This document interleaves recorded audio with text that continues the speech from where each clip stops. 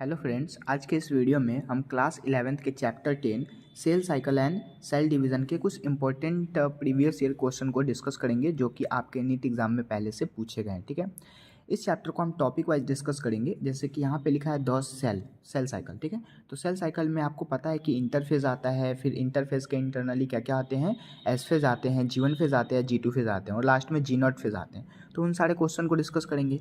फिर हमारा next topic हो जाएगा एम फेज का। एम फेज के इंटरनली 4 फेजेस आते हैं, जैसे कि प्रोफेज, मेटाफेज, एनाफेज, टेलोफेज, तो उसको डिस्कस करेंगे।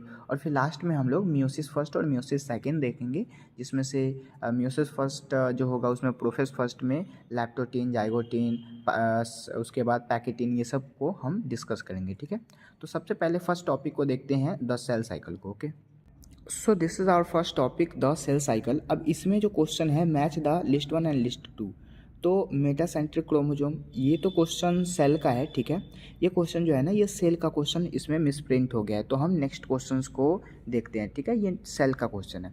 नेक्स्ट क्वेश्चन हमारा यहाँ पे है, the centriole undergo duplication during. Centriole कहाँ पर ड्यूप्लीकेट होता है? तो सेंट्रियोल जो होता है ना, वो एस फेज में ड्यूप्लीकेट होता है। ठीक है, एस फेज में क्या होता है कि सेंट्रियोल का डुप्लीकेशन या फिर डीएनए का रेप्लिकेशन, डीएनए को 2 भागों में तोड़ना। ठीक है ना। फिर प्रोफेज में क्या होता है, मेटाफेज में क्या होता है, G2 फेज में क्या होता है, ये हम आगे के क्वेश्चन में डिस्कस करेंगे। ऐसे G2 फेज में ग्रोथ 2 फेज बोला जाता है इस चीज़ को। ठीक है, ये नीट 2021 का क्वेश्चन है, सिंपल सा है। अगेन फिर हमारा नेक्स्ट क्वेश्चन से यहाँ पे क्या कहा जा रहा है, match the list 1 and list 2। ये नीट 2021 में पूछा गया था मैचिंग। जैसे कि एस फेज में क्या होता है, तो अभी हमने देखा कि यहाँ पे क्या होता है, सेंट्रियोल का डुप्लीकेशन होता है या फिर डीएनए का रेप्लिकेशन होता है, मैंने आपको बताया। तो यहाँ पे डीएनए का रेप्लिकेशन 4th में है, तो इसका 4th हो जाएगा। उसके बाद G2 फेज में ग्रोथ 2 फेज बोलते हैं, या फिर इसी में प्रोटीन का सिंथेसिस होता है। और कौन सा प्रोटीन का? तो हिस्टोन प्रोटीन का। ठीक है, तो इसका राइट आंसर से यहाँ पे प्रोटीन सिंथेसाइज्ड हो जाएगा, मतलब 1 हो जाएगा। उसके बाद क्विसेंट स्टेज, देखिए G0 फेज, एक ना G0 स्टेज होता है, G0 फेज। ठीक है, उसी को क्विसेंट स्टेज बोला जाता है, और वो मेटाबॉलिकली इनएक्टिव होता है, ना कि एक्टिव। तो इनएक्टिव होगा, मतलब कि 2 is the right answer. Again फिर G1 फेज में, अब G1 फेज जो होता है उसमें डीएनए का रेप्लिकेशन करने के लिए सबसे पहले इंटरवल होता है, तो उसी चीज़ को हम बोल सकते हैं G1 फेज। तो यहाँ पे 3 मिला देंगे, मतलब कि 4, 1, 2 and 3 is the right answer. So the right answer is 4, 1, 2 and 3।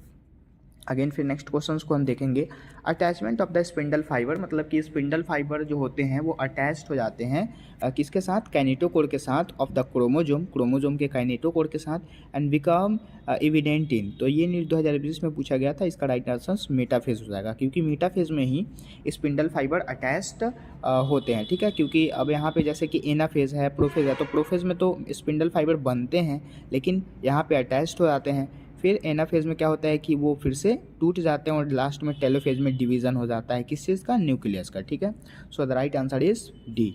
Again फिर नेक्स्ट क्वेश्चंस देखेंगे, आइडेंटिफाई द करेक्ट स्टेटमेंट। यहाँ पे ना आपको आइडेंटिफाई करना है करेक्ट स्टेटमेंट को। जैसे कि आइडेंटिफाई में अब लिखा हुआ है क्वेश्चन, करेक्ट स्टेटमेंट किसके रिगार्डिंग? G1 फेज के रिगार्डिंग ऑफ द इंटरफेज। तो यहाँ पे है reorganization of all cells component take place. तो ये जो है ना, ये गलत हो जाएगा यहाँ पे। ठीक है, क्योंकि सेल जो होते हैं वो कंपोनेंट वहाँ पे रीजनरेट नहीं होते हैं। ठीक है, उसके बाद सेल इज़ मेटाबॉलिकली एक्टिव, बिल्कुल सही है। Grow but doesn't replicate DNA, हाँ सही बात है। यहाँ पे डीएनए का रेप्लिकेशन नहीं होगा G1 फेज में, क्योंकि रेप्लिकेशन जो होता है ना वो एस फेज में होता है, लेकिन ये मेटाबॉलिकली एक्टिव होते हैं क्योंकि वो ग्रोथ करते हैं। ठीक है, अब फिर हम नेक्स्ट क्वेश्चंस को यहाँ पे देखेंगे। नेक्स्ट क्वेश्चंस जो है ये क्या कहा जा रहा है, नेक्स्ट क्वेश्चंस जो है ये नीट 2020 का है। यहाँ पे क्वेश्चन कहा जा रहा है, some dividing cell exist the cell cycle in the vegetative inactive stage and this is called quiescent, जिसको G0 फेज बोलेंगे, बिल्कुल सही स्टेटमेंट है। This process called the occurs of end of, तो ये किसके इंड के बाद होता है? तो G0 फेज जब भी होगा वो M फेज के बाद ही होगा, क्योंकि M फेज के बाद G0 फेज आ जाता है, और G0 फेज के बाद फिर जस्ट G1 से स्टार्ट हो जाता है। ठीक है, तो इसका राइट आंसर M फेज हो जाएगा। ठीक है, अगेन फिर नेक्स्ट क्वेश्चंस देखेंगे, सेल इन G0 फेज। सेल जो होते हैं ना G0 फेज में, उसको क्या बोला जाता है? तो उसको एग्जिस्ट कर दिया जाता है, मतलब बाहर निकाल दिया जाता है, क्योंकि ये इनएक्टिव होते हैं, वो कोई काम नहीं करते हैं। ठीक है, तो ये नीट 2019 का क्वेश्चन है। अगेन फिर नेक्स्ट क्वेश्चंस देखेंगे, करेक्ट सीक्वेंस आपको बताना है किस चीज़ का? सेल साइकिल का। तो सेल साइकिल में सबसे पहले होता है G1 फेज, फिर आता है S फेज, फिर G2 फेज, फिर M फेज। ये सारे जो होते हैं ना मेटाबॉलिकली एक्टिव होते हैं, क्योंकि ये लोग वर्क करते हैं, लेकिन अभी हमने डिस्कस किया था कि G0 फेज तो ये मेटाबॉलिकली इनएक्टिव होता है, इसलिए उसको सीक्वेंस में नहीं लेते हैं, ठीक है। So the right answer is G1S G2M। यहाँ पे G1 है लेकिन G2 आ गया तो गलत हो गया, S आ गया तो गलत हो गया, M तो गलत है ही। तो NIST 2019 का क्वेश्चन है ये। अगेन फिर हम अपने नेक्स्ट क्वेश्चन पे आते हैं। नेक्स्ट क्वेश्चन यहाँ पे कहा जा रहा है when cell has installed DNA replication, ठीक है। सेल का रेप्लिकेशन हो गया fork and which check point should be the prominent activated. तो सबसे पहले ना यहाँ पे क्या कह रहा है, cell has the stock DNA replication, मतलब कि फॉर्क बना रहा है एक, पहले DNA का रेप्लिकेशन के लिए एक फॉर्क बना है। तो फॉर्क कब बनेगा, जब DNA का रेप्लिकेशन होगा उसके जस्ट पहले ना, जैसे मान लीजिए कि किसी को अगर पीटना हो तो पीटने के पहले हम उसके प्रिपरेशन करते हैं कि हाँ भाई मुझे उसको लट से मारना है, फिर कैसे मारना है। तो इसीलिए उसको एक फॉर्क बनाना, मतलब कि G1 फेज में उसका ग्रोथ हो गया और उसके बाद फिर DNA का रेप्लिकेशन किस में हो गया, S फेज में हो गया।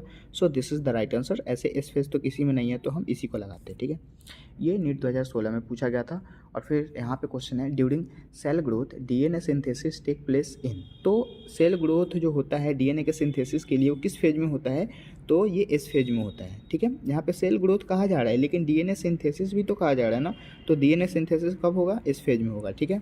G1 फेज में ग्रोथ होता है, S फेज में DNA का डुप्लीकेशन, रेप्लिकेशन या सिंथेसिस, और G2 फेज में मेटाबॉलिकली वो एक्टिव होता है, मेटाबॉलिकली वो ग्रोथ करता है, ठीक है। और यहीं पे हिस्टोन प्रोटीन का सिंथेसिस होता है। अब आते हैं हम अपने नेक्स्ट क्वेश्चन पे। Again the next question is during which phase. अब यहाँ पे कहा है किस फेज में cell cycle amount of DNA in cell remains 4C level and initiated amount of is 2C। अब बताइए कि 4C अगर मतलब कि इस फेज में अगर है तो 4C से वो क्या चला गया, 2C में चला गया, ठीक है। तो सबसे पहले 4C जो होगा, जैसे यहाँ लिखा है G0 तो ये तो गलत हो गया पहले ही, ठीक है। उसके बाद यहाँ है G1 एंड S, तो G1 फेज में तो कोई बात ही नहीं की जाती है, रेप्लिकेट तो S फेज में होता है ना, तो S फेज से स्टार्ट होता है तो ये तो गलत हो गया। S फेज में 2 से 4 होता है लेकिन 4 से 2 नहीं होता है तो ये गलत हो गया, ठीक है।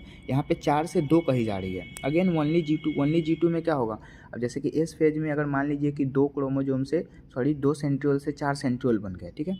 क्योंकि हमें यहाँ पे क्या चीज़ की बात की जा रही है, यहाँ पे हमें मतलब बताया जा रहा है कि 4C से 2C हो गया, ठीक है। तो यहाँ पे G2 फेज़ में जैसे कि अगर 4 होता तो G2 फेज़ में भी 4 हो जाता, क्योंकि S फेज़ में रेप्लिकेट होता तो 4C 2C में भी चला जाता, मतलब G2 फेज़ में भी चला जाता। लेकिन यहाँ पे जैसे फोर्थ ऑप्शन है G2 एंड M। G2 में क्या होता है, जैसे कि अगर मान लेते हैं कि हमने S फेज में रेप्लिकेट करके 4 क्रोमोजोम मतलब कि सेंट्रियोल बना दिया, तो 4 ये G2 में भी चला जाएगा, इसमें रेप्लिकेट या फिर डुप्लीकेट नहीं होगा। और 4 से फिर जब हम M फेज करेंगे मतलब कि तोड़ेंगे तो ये फिर से 2 और 2 में कन्वर्ट हो जाएगा, और 2 2 अलग हो गया तो 1 में 2 बन गया ना, तो वही 2C से 4C मतलब कि 4C से 2C हो गया। तो पहले G2 में आया फिर M में आ गया, तो this is the right answer. ये ऑप्शन के अकॉर्डिंग लगेगा, ऐसे इसका राइट आंसर टोटली होना चाहिए था S एंड M, लेकिन G2 एंड M भी सही है, ठीक है। अगेन फिर नेक्स्ट क्वेश्चन हम देखेंगे in S phase of the cell cycle के S फेज में क्या होता है। तो ये NEET 2014, 2000 और 1996 में पूछा गया था। इसमें क्या होता है, DNA डबलेट हो जाता है, DNA टूटते हैं, ठीक है। अगेन फिर नेक्स्ट क्वेश्चन यहाँ पे क्या कहा जा रहा है, नेक्स्ट क्वेश्चन यहाँ पे कहा जा रहा है at which stage, what stage of the cell cycle are histone protein synthesized so during the S phase। अब जैसे हमने आपको बताया था कि G2 फेज में हिस्टोन प्रोटीन का सिंथेसिस होता है, ठीक है, होता है, लेकिन यहाँ पे प्रोफेज के लिए कहा जा रहा है तो ये गलत हो जाएगा, ठीक है। यहाँ पे भी प्रोफेज है, यहाँ टेलोफेज है तो गलत हो जाएगा, और इस फेज में भी हिस्टोन प्रोटीन का सिंथेसिस होता है, ठीक है। अब आते हैं नेक्स्ट क्वेश्चंस में इन सोमैटिक सेल साइकिल में क्या होता है, DNA रेप्लिकेट होते हैं, take place in the S phase, तो this is the right answer. Again फिर नेक्स्ट क्वेश्चंस देखते हैं, AIPMT में पूछा गया था which of the following occurs more than 1 and less than 5 in the chromosome, this is telomere में ना एक से मतलब कि 4 क्रोमोजोम बन जाते हैं, क्योंकि एक से वो 2 बनता है और 2 से 4 बनने लगता है, ठीक है। क्योंकि वहाँ पे जैसे कि सबसे पहले क्या होता है कि इंटरफेस आता है, तो इंटरफेस के बाद M फेज मतलब कि कैरियोकाइनेसिस में वो 2 क्रोमोजोम बना लेते हैं, और 2 क्रोमोजोम के बाद वो 4 क्रोमोजोम यहाँ पे डिवीजन करके बनाते हैं। तो मतलब कि यहाँ पे कहा गया more than 1 and less than, तो ये दिस इज टेलोमेयर। अगेन फिर नेक्स्ट क्वेश्चन यहाँ पे है during cell division in apical meristem the nuclear membrane appears in telophase, ठीक है। अगेन फिर आते हैं हम अपने नेक्स्ट टॉपिक पे, माइटोसिस वाले टॉपिक पे, ठीक है। यहाँ पे जो क्वेश्चन फर्स्ट कहा जा रहा है which one of the following neighbours अगर ड्यूरिंग माइटोटिक सेल डिवीजन, मतलब कि इनमें से कौन माइटोटिक सेल डिवीजन में कभी नहीं हो सकता, ठीक है। तो सबसे पहले मूवमेंट ऑफ सेंट्रियोल ये तो होता है, पेयरिंग ऑफ होमोलोगस क्रोमोसोम ये मियोसिस का टॉपिक है, ठीक है, पैकेटिन में, तो दिस इज इनकरेक्ट, ठीक है। नेवर कहने का मतलब नहीं हो सकता। Again coiling of condensation, this is right answer, spindle fibre attached होता है माइटोसिस में, सॉरी मेटाफेज में, ठीक है, तो यहाँ पे B is the right answers. Again फिर नेक्स्ट क्वेश्चन है, सेलेक्ट द इनकरेक्ट स्टेटमेंट, आपको इनकरेक्ट स्टेटमेंट को चूज करना है, रिफर्स टू माइटोसिस के रेफरेंस में। तो यहाँ लिखा है spindle fibre attach to centromere, kinetochore होना चाहिए था, तो यही यहाँ पे ऑप्शन गलत हो गया, ठीक है। अगेन फिर नेक्स्ट क्वेश्चन देखते हैं, the fruit fly has 8 chromosome, मतलब कि 2C in each cell and during interphase of the mitosis, अब यहाँ पे क्रोमोजोम है ना कि सेंट्रियोल है, तो सेंट्रियोल रहता तो डिवीज़न हो जाता तो वो 16 बन जाता, लेकिन क्रोमोजोम है तो वो सेम ही रह जाएगा, चाहे वो G1 फेज में जाए, चाहे G2 फेज में जाए, चाहे S फेज में जाए, M फेज में जाए, कहीं भी जाए वो क्रोमोजोम सेम का सेम ही रहता है, वहाँ पे चेंज नहीं होता है, ठीक है। तो G1 फेज में 8 क्रोमोजोम है, तो वही कह रहा है कि S फेज में कितने होंगे, तो 8 ही रहेंगे, सेम रहेंगे, ठीक है। ये नीट 2021 का है। क्रोमोजोम और सेंट्रियोल पे आपको ध्यान देना है, सेंट्रियोल डुप्लीकेट होते हैं ना कि क्रोमोजोम। अगेन फिर नेक्स्ट क्वेश्चन है, इन अ माइटोटिक सेल, मतलब कि ये माइटोटिक साइकिल जो होते हैं, एम फेज जो होता है उसमें करेक्ट सीक्वेंस आपको बताना है, तो सबसे पहले G1 S G2 N M, this is the right answers. ये नीट 2020 में पूछा गया था। अगेन फिर हमारा एक मैचिंग है, यहाँ पे नीट 2020 में पूछा गया था क्वेश्चन।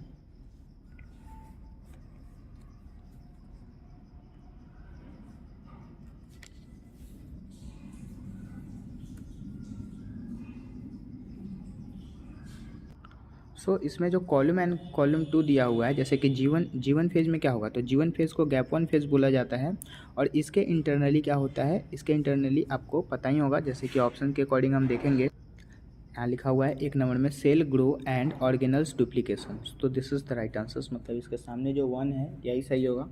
अगेन फिर एस फेज है, एस फेज में क्या होता है, एस फेज में डीएनए का रेप्लिकेशन होता है, तो इसके सामने का ही हो जाएगा। अगेन फिर G2 फेज में फिर साइटोप्लाज्मिक ग्रोथ होता है, और फिर है मेटाफेज। फिर जो चौथा नंबर है metaphase in the M phase, तो एम फेज में क्या होता है, अलाइनमेंट ऑफ द क्रोमोजोम, ठीक है, मतलब प्रोफेज में, एम फेज के जो प्रोफेज जो फेज है उसके इंटरनली होता है, तो इसका राइट आंसर सेम हो जाएगा, मतलब 1 2 3 and 4 is the right answers. तो यहाँ पे जो ऑप्शंस दिए गए हैं उसके अकॉर्डिंग डी यहाँ पे करेक्ट हो जाएगा। अगेन फिर हम अपने नेक्स्ट क्वेश्चंस को देखेंगे यहाँ पे। अगेन फिर हम अपने नेक्स्ट क्वेश्चंस को देखते हैं, after karyogamy followed by meiosis and spore are produced exogenously, इसका राइट आंसर अगेरिकस हो जाएगा, ये एनसीईआरटी का लाइन है, ठीक है। अगेन फिर नेक्स्ट क्वेश्चंस को देखेंगे, यहाँ पे एपीसी दिया हुआ है, मतलब एनाफेज प्रोमोटिंग कॉम्प्लेक्स, ये जो था ना, जैसे कि यहाँ पे कुछ घुमाया गया क्वेश्चन था एपीसी के बारे में, इस protein degradation machinery necessary for the purpose of mitosis and animal cell, ठीक है। अब यहाँ पे एक्सेप्ट कहा जा रहा है, मतलब कि एपीसी नहीं हो सकता, ठीक है। अब यहाँ पे एक्सेप्ट को आप सही से देखेंगे, जैसे कि इसका राइट आंसर क्या हो जाएगा, क्रोमोजोम विल नॉट सेग्रीगेट, क्योंकि एक्सेप्ट कहा गया, क्रोमोजोम सेग्रीगेट होते हैं एपीसी में, लेकिन एक्सेप्ट है, इसलिए यहाँ पे नॉट सेग्रीगेट ऑप्शन। अगेन फिर नेक्स्ट क्वेश्चंस को देखेंगे, which one of the following option give the correct sequence, यहाँ पे करेक्ट सीक्वेंस बताना है। सबसे पहले क्या होता है ड्यूरिंग माइटोसिस, तो माइटोसिस के ड्यूरिंग में सबसे पहले कंडेंसेशन होता है प्रोफेज में, ठीक है। उसके बाद न्यूक्लियर मेम्ब्रेन डिसअपियर हो जाते हैं उसी में। अगेन अरेंजमेंट ऑफ इक्वेटर में चला जाता है वो जब स्पिंडल फाइबर फॉर्मेट हो जाते हैं तब, एंड फिर सेंट्रोमेर डिवीजन हो जाते हैं, और फिर सेग्रीगेट होता है, फिर टेलोफेज लास्ट में ऑप्शन आते हैं, ठीक है। So this is the right answer. Again फिर नेक्स्ट क्वेश्चन को देखते हैं। So this is our next questions. Which of the following is not a characteristic features during mitosis in somatic division? तो इसका राइट आंसर क्या हो जाएगा, synapsis, क्योंकि सोमैटिक डिवीजन जब भी होगा तो साइनेप्सिस ऑप्शन आपको लगाना है, क्योंकि यहाँ पे जाइगोटीन में साइनेप्सिस होता है, ठीक। फिर नेक्स्ट क्वेश्चन है spindle fibre attached, spindle fibre कब अटैच्ड होता है, काइनेटोकोर के समय में ऑफ द क्रोमोसोम, ठीक है। So this is the right answers. Again फिर नेक्स्ट क्वेश्चन यहाँ पे नीट 2013 में पूछा गया था, the complex formed by a pair and synapsis homologous, तो साइनेप्स जो होता है वो बाईवैलेंट और टेट्रावैलेंट होते हैं, जो कि जाइगोटीन वाले ऑप्शन में आपको पढ़ना है, मियोसिस वाले चैप्टर में, मियोसिस वाले टॉपिक में, ठीक है। तो यहाँ पे इसका राइट आंसर बाईवैलेंट हो जाएगा, अगर टेट्राड भी रहता है तो वो भी आपका सही होगा। यहाँ पे एक क्वेश्चन है जो कि काफ़ी ज़्यादा अभी रिपीट हो रहा है, जैसे कि during cell division simple spindle fibre attached to the chromosome is the region. अब इसका राइट आंसर काइनेटोकोर हो जाएगा। यहाँ पे ये जो नेक्स्ट क्वेश्चन है, how many mitotic division in the needed for single cell and to make 128 cell. 128 cell बनने के लिए हमें कितने माइटोटिक सेल डिवीजन करने पड़ेंगे, यही पर क्वेश्चन है। ठीक है, तो सबसे पहले एक यहाँ पे दिया हुआ है, तो एक से जब 2 बनेगा तो सिंगल 1 दे, फिर दूसरे दिन में वो 4 बन जाएगा, 2 से 4, फिर तीसरे दिन में 8 बन जाएगा, चौथे दिन में 16 बनेगा, पाँचवें दिन में 32 बन जाएगा, फिर छठे दिन में 64 बनेगा और सातवें दिन में 128 बन जाएगा। ठीक है, तो 7 इज़ द राइट आंसर। ठीक, अगेन फिर नेक्स्ट टॉपिक पे आता है meiosis. So this is our next topic meiosis. यहाँ से क्वेश्चन जो है वो काफ़ी ज़्यादा रिपीट होते हैं और ये सिंपल सा क्वेश्चन आता है यहाँ से, the appearance and recombinance of the homologous chromosome. तो होमोलोगस क्रोमोजोम भाई किस में बनता है, पैकेटिन में बनता है ना। तो इसका राइट आंसर से यहाँ पे क्रॉसिंग ओवर मतलब कि पैकेटिन हो जाएगा। ठीक है, तो जहाँ पे क्रॉसिंग ओवर रहे या फिर होमोलोगस क्रोमोजोम रिकम्बिनेशन रहे, है ना, तो वहाँ पे आपको लगाना है क्या चीज़, पैकेटिन लगाना है। ठीक है, so this is the right answers. Again फिर नेक्स्ट क्वेश्चंस को यहाँ पे देखेंगे। जैसे नेक्स्ट क्वेश्चंस यहाँ पे क्या कहा जा रहा है, रिगार्डिंग मियोसिस। मियोसिस के रिगार्डिंग आपको बताना है which one statement is incorrect, मतलब इनमें से कौन स्टेटमेंट इनकरेक्ट है। तो यहाँ कहा गया DNA replication occurs in S1 phase into the meiosis second. तो मियोसिस सेकंड में S1 फेज एस फेज कहाँ से आ जाएगा, इसके मतलब कि इंटरफेज जो होता है उसमें एस फेज होता है, ना कि मियोसिस सेकंड में। तो यही इनकरेक्ट ऑप्शन हो जाएगा। ठीक है, बाकी जो होमोलोगस क्रोमोजोम पैकेटिन में होता है बिल्कुल सही कही जा रही है, मियोसिस फर्स्ट में। फिर 4 हैप्लॉइड सेल फॉर्म्ड हो जाता है मियोसिस सेकंड में, ये भी सही है। There are 2 division and meiosis first and second, ये भी सही कही जा रही है ऑप्शन। ठीक है, अगेन फिर नेक्स्ट क्वेश्चन नीट 2021 का है, विच स्टेज, यहाँ पे कहा गया which stage of meiotic prophase and terminalization chiasmata. तो टर्मिनलाइजेशन शब्द आएगा तो यहाँ पे आपको डायकाइनेसिस लगाना है। ठीक है, ये नीट 2021 का क्वेश्चन है। आपको ना यहाँ से एक चीज़ पहले देख लेनी चाहिए, जैसे कि साइनेप्सिस है तो जाइगोटिन लगाएंगे, क्रॉसिंग ओवर है तो पैकेटिन लगाएंगे, और होमोलोगस क्रोमोजोम रहे तो डायकाइनेसिस आपको लगाना है। ठीक है, टर्मिनलाइजेशन भी रहेगा तो आपको डायकाइनेसिस ही लगानी है। ठीक है, सो यहाँ पे जो भी ऑप्शंस मैंने देखे। ठीक है, अब नेक्स्ट क्वेश्चंस को देखेंगे। Which one of the following stages meiosis involve in the division of centromere, this is anaphase second. ये नीट 2023 और 21 दोनों में आया हुआ है। ठीक है, अगेन फिर नेक्स्ट क्वेश्चंस देखेंगे। ड्यूरिंग मियोसिस फर्स्ट के समय में क्या होता है, इन विच स्टेज, मतलब कौन से स्टेज में साइनेप्सिस बनते हैं। तो ये राइट आंसर जाइगोटिन हो जाएगा। ठीक है, फिर नेक्स्ट क्वेश्चंस देखते हैं। Dissolutions of the synaptonemal complex occurs during, NEET 2020 का क्वेश्चन है, इसका राइट आंसर डिप्लोटिन हो जाएगा, क्योंकि डिप्लोटिन में ही साइनेप्टोनोमल कॉम्प्लेक्स डिसोल्यूशंस होते हैं, मतलब कि वहाँ पे बनने का काम होता है। ठीक है, फिर मैचिंग करना है यहाँ पे, जैसे जाइगोटिन तो जाइगोटिन का साइनेप्सिस हो जाएगा, पैकेटिन में क्रॉसिंग ओवर हो जाएगा, डेप्लोटिन में क्या होगा, कैजमाटा हो जाएगा, और डायकाइनेसिस में टर्मिनलाइजेशन, मतलब 4, 3, 2 and 1 is the right answers. ठीक है, तो ये आपका सही आंसर हो जाएगा। अगेन फिर नेक्स्ट क्वेश्चंस यहाँ पे कहा जा रहा है मैचिंग करना है, ये नीट 2016 में आया हुआ था। मैचिंग क्या करना है कि पैकेटिन दिया हुआ है तो पैकेटिन का भी हमने जस्ट मैचिंग किया, क्या होगा, क्रॉसिंग ओवर होगा, तो यहाँ पे crossing over is the right answers. लेकिन क्वेश्चन क्या कह रहा है, क्वेश्चन कह रहा है कि करेक्ट ऑप्शन आपको चूज़ करना है, मतलब ये सब ऑप्शन जो है वो मैच किए गए हैं, करेक्ट बताना है। तो पैकेटिन में कह रहा है पेयरिंग ऑफ होमोलोगस क्रोमोसोम, सही बात है। मेटाफेज 1 में टर्मिनलाइजेशन नहीं, ये डायकाइनेसिस में होता है, तो ये गलत हो जाएगा ऑप्शन। अगेन फिर डायकाइनेसिस में यहाँ पे पैकेटिन वाली क्रॉसिंग ओवर कही जा रही है, तो ये भी गलत है। जाइगोटिन में अलाइनमेंट ऑफ द इक्वेटर, ये तो मियोसिस फर्स्ट में होता है, तो ये भी गलत है। यहाँ पे साइनेप्सिस वाले ऑप्शंस को लिख दिया गया है, तो इनकरेक्ट मतलब करेक्ट स्टेटमेंट यहाँ पे पैकेटिन हो जाएगा। ठीक है, अब हम अपने नेक्स्ट क्वेश्चंस पे आते हैं जो कि AIPMT का है। और अगेन फिर हम अपने नेक्स्ट क्वेश्चंस पे आते हैं। यहाँ पे क्या कहा जा रहा है, the enzyme रिकम्बिनेज is required at which stage of the meiosis. तो इसका राइट आंसर पैकेटिन हो जाएगा, क्योंकि रिकम्बिनेशन का काम कहाँ पे होता है, पैकेटिन में होता है। ठीक है, उसके बाद फिर नेक्स्ट क्वेश्चन आते हैं, नीट 2013 का क्वेश्चन है, क्या है, मियोसिस टेक प्लेस इन।